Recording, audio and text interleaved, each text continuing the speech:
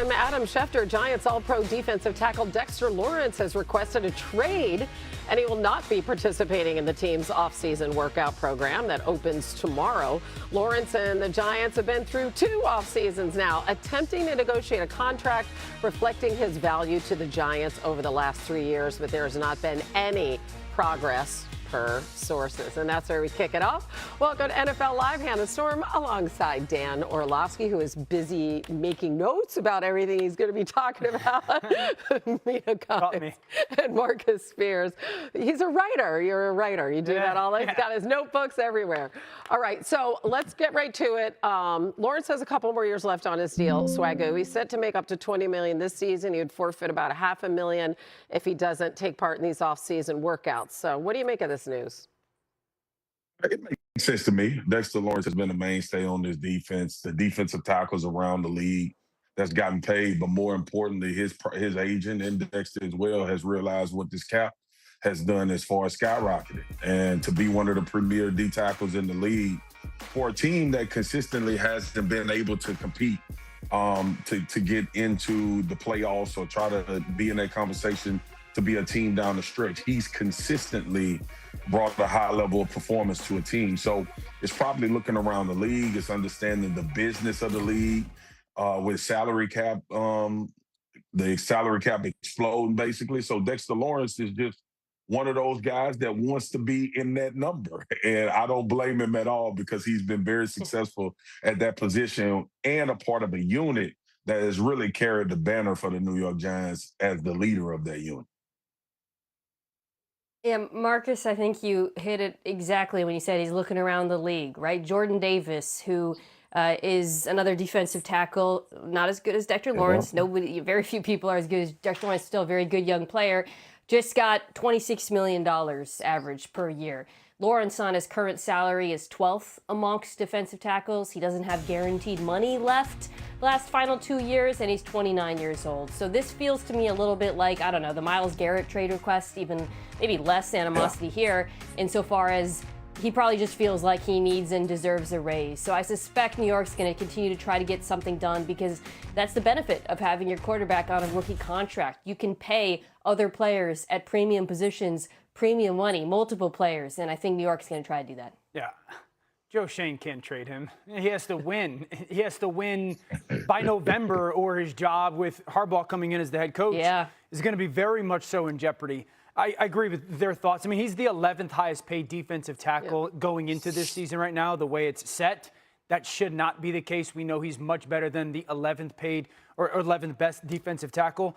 I will say this, if there is some legitimacy to it, I could see Green Bay making a call. I could see Chicago making a call. I could see the Kansas City Chiefs making a call. I think it's unlikely. I think you have to if you're the general managers. But this definitely feels much more of a, I'm not getting paid how much I should get paid, and you have to pay me much more money for me to continue to be a New York Giant, as they should. Yeah, it's funny because, Dan, you started listing teams, and my mind was like, well, maybe every team. I mean, it's harder to find teams that don't need a Dexter. I'll throw one more out there. I think the Chargers would be someone that I would look to make a call. I think they need defensive tackle help. They need pass rush. They need run defense, and he solves all 3 of those problems. But again, I agree with Dan. I do not think this trade happens. Yeah, listen, culture setter, right? You got to think Harbaugh wants to keep him there. He's a fan favorite. Exactly. He's had stud defensive tackles as well. All right, let's go to Harbaugh's former team, shall we? Because the Ravens are the first team to open voluntary workouts, and unlike past years, and he loves Jesus, in case you were wondering. It's right, the day after Easter. Love the fit. That's a favorite sweatshirt. Yep. Amen. Lamar Jackson, amen is right. He was there in attendance, and they're saying amen to that as well. Derrick Henry was in the house. Whole new regime, obviously, there in Baltimore. And he wasn't the only one. Look who's new. Getting acclimated. Trey Hendrickson in the house. Yeah, you bet he. Big money Trey. Big money Trey. I love that, Swagoo. So, listen, it's a whole new era there, right, Dan? New head coach, new OC. How important is it that Lamar showed up? Because he hasn't in the past for these kind of workouts. Yeah, that's a big deal. I mean, this is the second iteration of his career, you know, because of all the newness you're talking about. The first part of his career has been sensational. Multiple MVPs. He's had a ton of success. He's been one of the, if not the best players in football for multiple years. And to your point, Hannah, he hasn't partaken in all of the offseason activities in the past. And so there was a little bit of a question. I was like, okay, is he going to come? And I love the fact that he's there with Declan Doyle and Jesse Minter. I think the thing that will be interesting is how quickly Lamar learns the offense. You know, this is going to take it some time. If you go to kind of what Caleb Williams went through with not only Ben Johnson, but Declan Doyle's coming over from Chicago, it took Caleb a little bit. Now, obviously, Lamar, a greater accomplished player than Caleb. But that first 7 games, we were waiting on Caleb to take that next step. And then you see the last 10 games, and it took off. It takes a whole offseason to just learn this offense. Learn the language. Yeah, the language, the execution. It's also going to be a little bit different than what Lamar's been, at least from a consistency standpoint. So I love the fact that he's there. I also love the fact that all of it's new. The face of their franchise is there. I think it matters. Yeah, if I'm a Ravens fan, I'm absolutely thrilled. Like, this is the best news of the entire offseason because it not only signals, Lamar's buy-in, but Dan hit it exactly. It signals a willingness that put in the time necessary to make the adjustments here, bringing a new offensive coordinator. And frankly, I'm getting excited thinking about Declan Doyle and this Ravens offense next year. One of the things I think they'll lean into heavily is that under-center play-action game you saw in Chicago, second highest rate of play-action in the NFL. The Ravens were 18th last season in terms of running play-action, and that's despite the fact that Lamar Jackson is maybe the most dangerous play-action passer in the league. I mean, over the last 5 years, he's tied with just Matthew Stafford, the AP per play thrown off of play action, and Jared Goff, who's also, of course, a menace off of play action. Some of that is because the run game is so dominant, but also the way Lamar has grown as a passer. He throws with such touch over the middle of the field. He's able to layer passes to his skill players into the zones created, by play action. So I think there's some potential here for this offense to hit the ground running, and that potential is improved by the fact that Lamar showed up when he did. It's so refreshing to hear MK and Dan talk football. I've been gone for a while. I'm not going to say anything about X's and O's. Yeah, I'm not saying anything about X's and O's. To me, this is about setting the tone for a new coaching regime and a new offensive coordinator along with Lamar. I went to bat for Lamar this season when a lot of people were very critical of him, and I was going to be very critical of Lamar if he wouldn't have showed up for these offseason workouts because it's necessary. Not only for the X's and O's, but because the owner, Steve Bisciotti, sat up and said, if Lamar wants to be a part of this process, he's going to have to be fully vested. And I think this is the one thing and a seminal moment that lies into this plan that they had in the offseason. Let's not forget, it's exciting to talk about the Ravens. It's exciting to talk about what they potentially could be, but a Hall of Fame coach was fired from this organization, which shed nothing but light on Lamar Jackson and how he moves from that point going forward. So I think it not only says a lot about Lamar and what I've believed about him since day one of him getting into the league. I think it says to everybody else on that football team. And not only Lamar, there's veterans showing up. That blew my mind just now. I knew it because we covered the season all year. Gary rushed for 1,500 yards last year. Yeah. And we talking about that's like an afterthought. This team is still very, very good.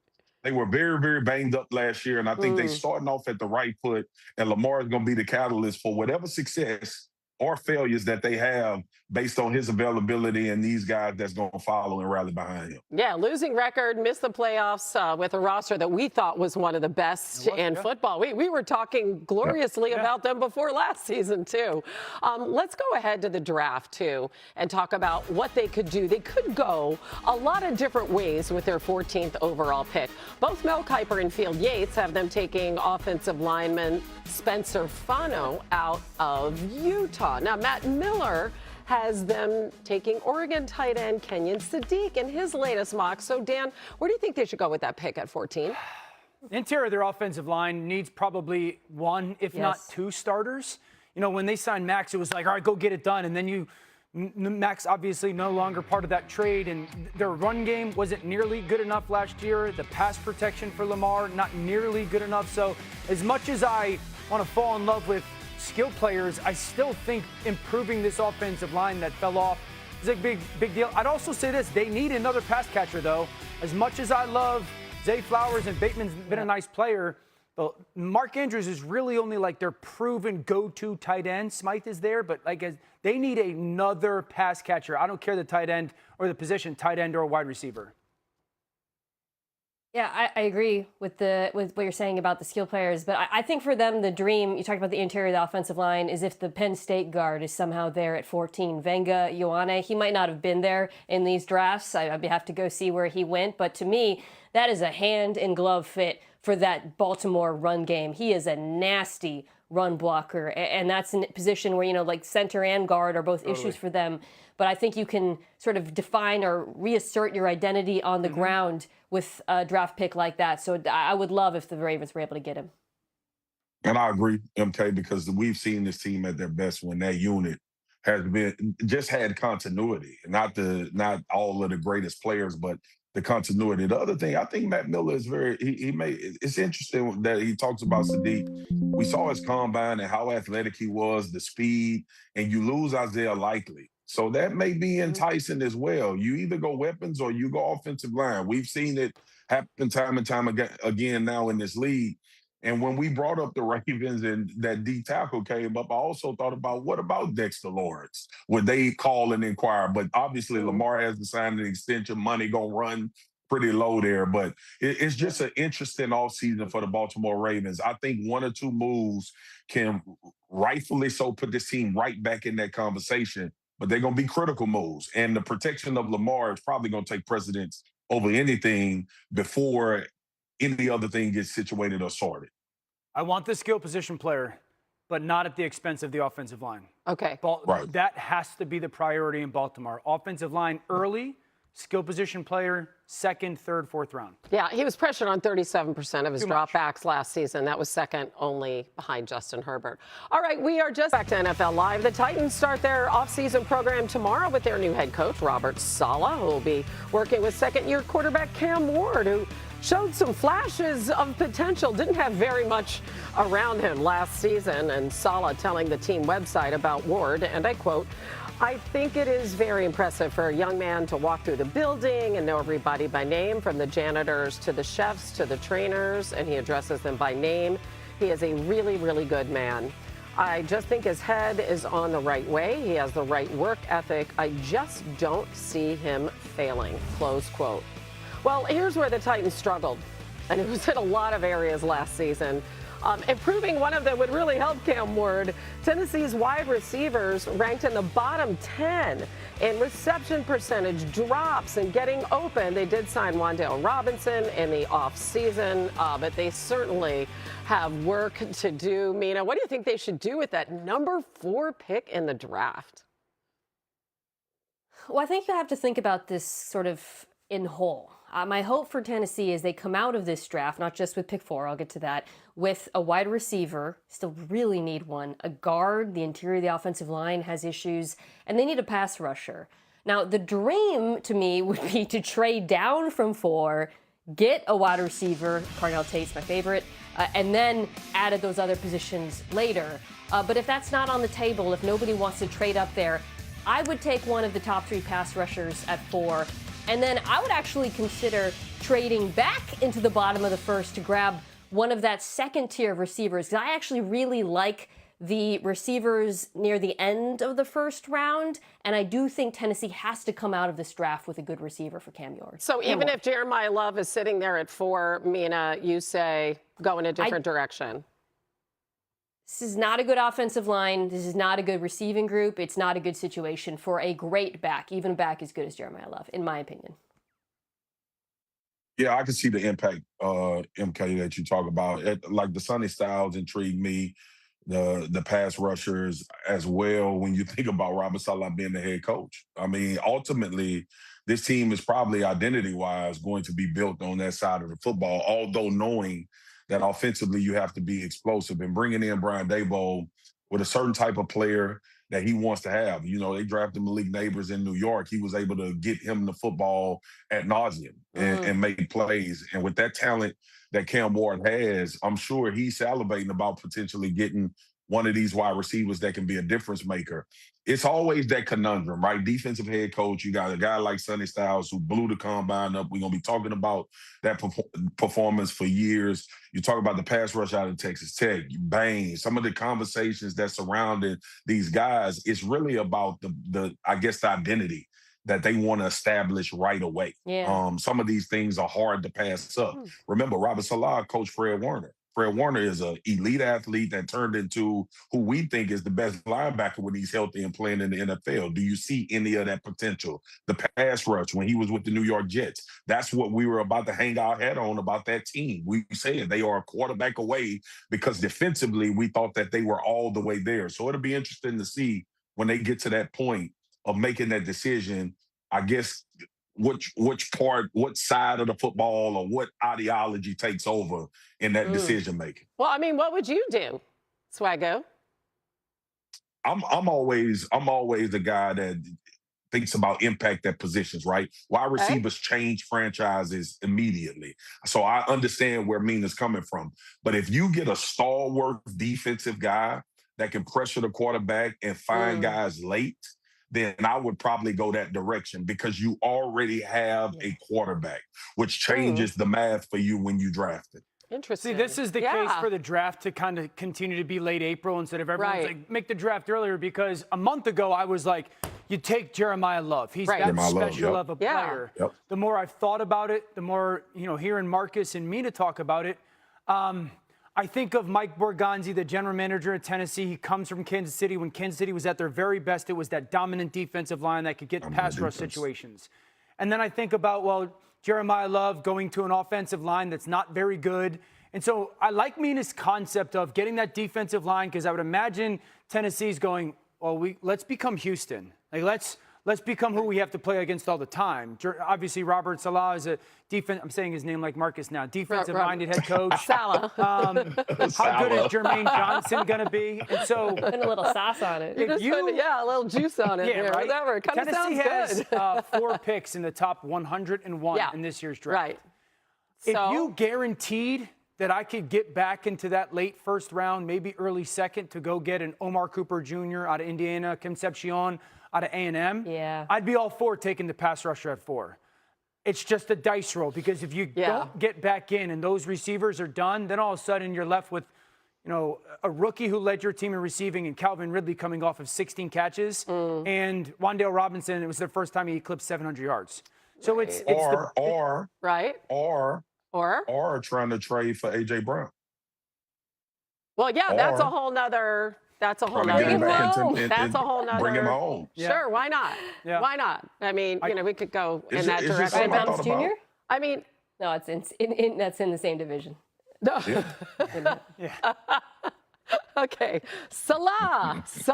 Man, I'm saying, we're done. I've been working with Marcus in 2 months, and I took 10 minutes to speak incorrectly.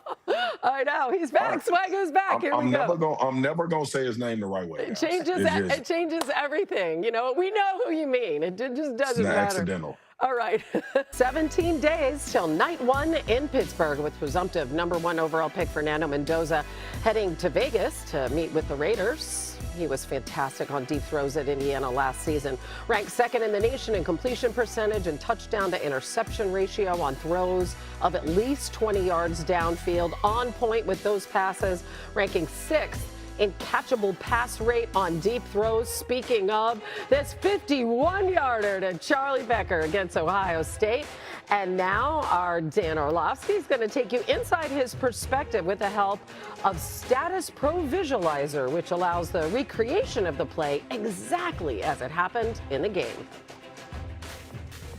The moment in the look. It's my favorite Fernando Mendoza play this season. Second half, Big Ten championship game against the great defense in Ohio State. And I want to draw the concept because it's a vertical and horizontal stretch from a pass game perspective. The vertical concept, okay, we're going to take this inside receiver, push him down the field, and he's running what's known as a pylon route. Those pylons down there, that's his target and or angle. His job, find the nearest safety, run through his inside shoulder to try to collect him, alert and ready for the football. And then we take this slot receiver, we're going to push him on a seam route, and we're going to run a big post down the field. Just from an up-top perspective, that's the vertical part of this concept. Let's go be Fernando. Let's get erase that. Now where's the horizontal? Take this backside tight end.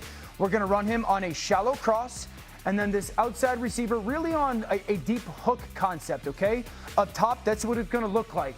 Now let's go be Fernando once again, because the defense is going to tell us really who we're going to throw the football to. When you get to the line of scrimmage, you're Fernando, you're trying to figure out what's the defense going to be in. I go across the line of scrimmage. 1, 2, 3, 4, 5 defensive linemen. So those 5 defensive linemen make me think, okay, it's going to be man-to-man coverage.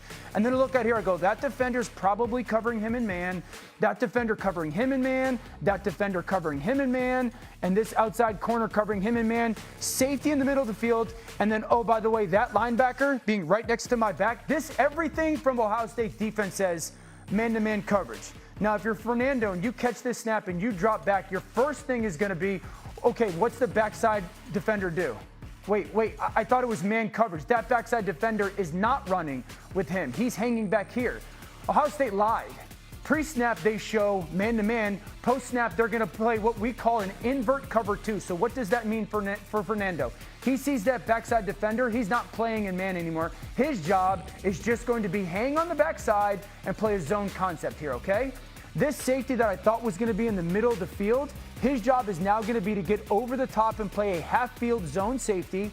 And then this corner out here, his job is going to be get back into the half field and play a half-field safety. So the vacancy from a quarterback perspective is I want to throw that vertical concept, and I want to throw that vertical concept in the middle of the field. That's where the vacancy is. And so when you're Fernando Mendoza and you drop back and you see that those safeties start to widen, see that green box, that's perfect. Now I want to take a shot at that football or that middle of the field, but I have to see this defender. So if you're Fernando, we climb the pocket. So this defender, if he stays low, I'm going to launch this ball. I want to go back to be Fernando. I'm going to launch this ball to that pylon, okay? But now that I see that the defender is widening, okay, that defender is going to continue to widen and widen and widen.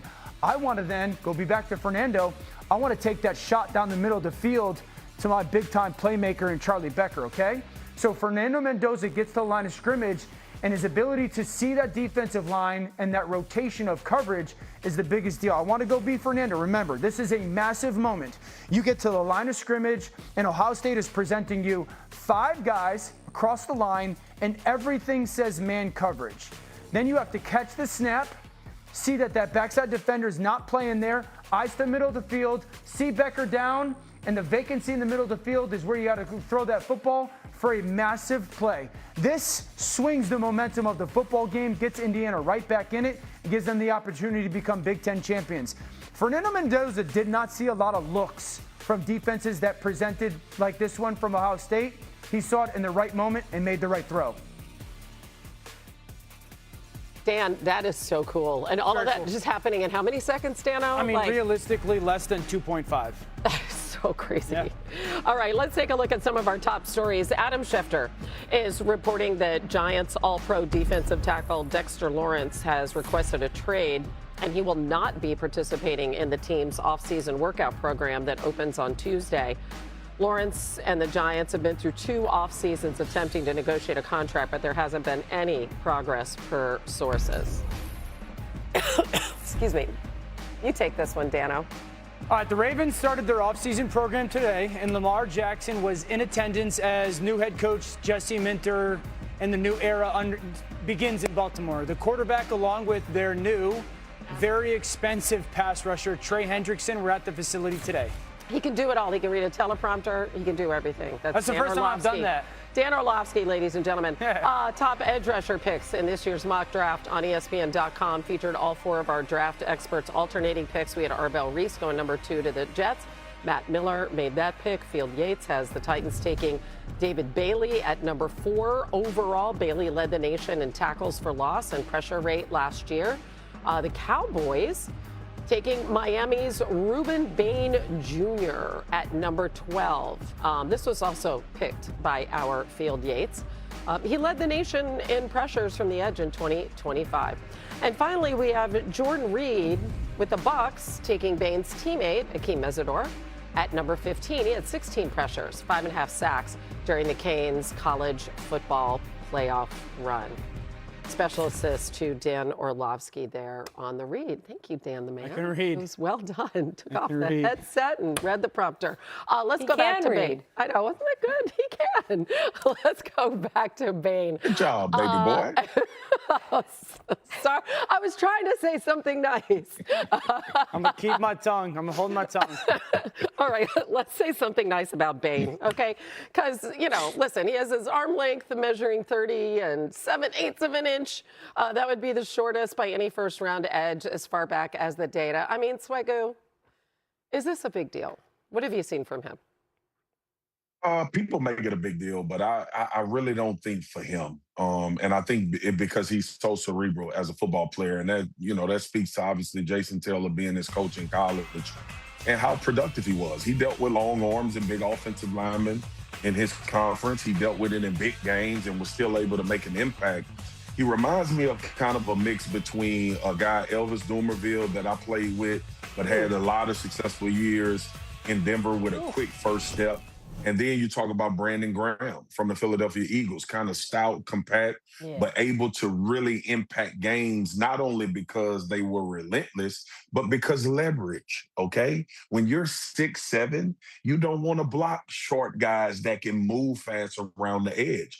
Bending is an elite trait of defensive linemen. And when ends can bend, which coincidentally helps them when they're a little bit shorter, that gives offensive linemen a lot of problems. If you were to poll offensive linemen, yes, long arms are an issue for them and all of that. They would hate more blocking short, stocky guys with great leverage that can get them off their spot with quick first steps. Now, I get it that we watch Myles Garrett, we watch Max Crosby, we watch a lot of these guys that are long-bodied guys, really fast and high-level pass rushers. But there are their advantages to being how Ruben Bain is put together, and there's a history of guys having success in that same mode. Okay, so Marcus, number one, with the short arms, does he have to be successful? And then the second thing I'd ask you is okay, the short arms are there, though. When would that present to be an actual real problem for him? All right, so the short you see, the first question was how would he compensate for that deal? Yeah, what else do you have to have if you have the short arms? Yeah. So I alluded to it a little bit. Quick first step. Okay. You got to be able to get off the football. He's got that? He has that. Yep. He's got that. He's got a quick get off. He understands angles and how to rush, and he uses his leverage. So he compensates for that. And the first thing I said, he's cerebral, bro. And it goes back to Jason Taylor coaching him. Yeah. He understands blocking schemes. He understands leverage. He understands what offensive linemen are trying to do to him. And just a little nugget, not to flex, I did some film session with Ruben Bain here in Dallas. He works out 5 minutes away from my house with my son's trainer, Mo Wells. And I've seen how he sees the game, how he understands it. I think that helps him. And then from the standpoint of things that could get him in trouble, if he's going to be a straight down the line rusher of offensive linemen, he'll run into his problems. Because these guys, think of guys like Tristan Wirfs, right? Leverage doesn't bother him. Strong, stout.